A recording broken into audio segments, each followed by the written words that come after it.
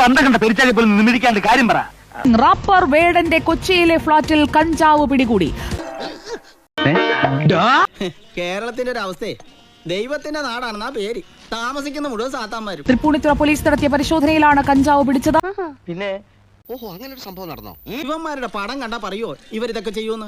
ഇന്ന് രാവിലെയാണ് പരിശോധനകൾ നടന്നിരിക്കുന്നത്. തൃപ്പൂണിത്തുറ പോലീസാണ് പരിശോധന നടത്തിയിരിക്കുന്നത്. റാപ്പർ വേടന്റെ കൊച്ചിയിലെ ഫ്ളാറ്റിൽ നിന്നാണ് കഞ്ചാവ് പിടികൂടിയിരിക്കുന്നത്. എന്തിനു പറയുന്നു മോളെ, ഒക്കെ കൂടി കൊടുത്ത സമാധാനം നഷ്ടപ്പെട്ടു.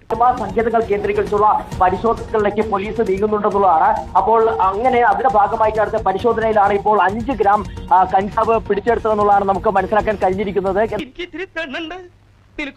എനിക്ക് പിന്നെ രണ്ടല്ലാണ്ടിരിക്കൂ. വേടനടക്കമുള്ള 3 പേർക്കെതിരെ നേരത്തെയും ലഹരി കേസുകൾ ഉണ്ട്. ഈ അപകടം എങ്ങനെ പറ്റി? റാപ്പർ വേടന്റെ മാലയിലുള്ളത് പുലിപ്പല്ലെന്ന് സ്ഥിരീകരിച്ചതിന് പിന്നാലെ വനംവകുപ്പ് മറ്റൊരു കേസെടുത്തിട്ടുണ്ട്. അതിങ്ങനെ ഒരു ആപ്പാവൂന്ന് ഞാൻ കരുതിയോ? കടലിൽ കിടന്ന കോണാനടുത്ത് കഴുത്തി ചുറ്റിയല്ലോ ദൈവമേ. വേടനെ കോടനാട് ഫോറസ്റ്റ് ഓഫീസിലേക്ക് കൊണ്ടുപോയിരിക്കുകയാണ്.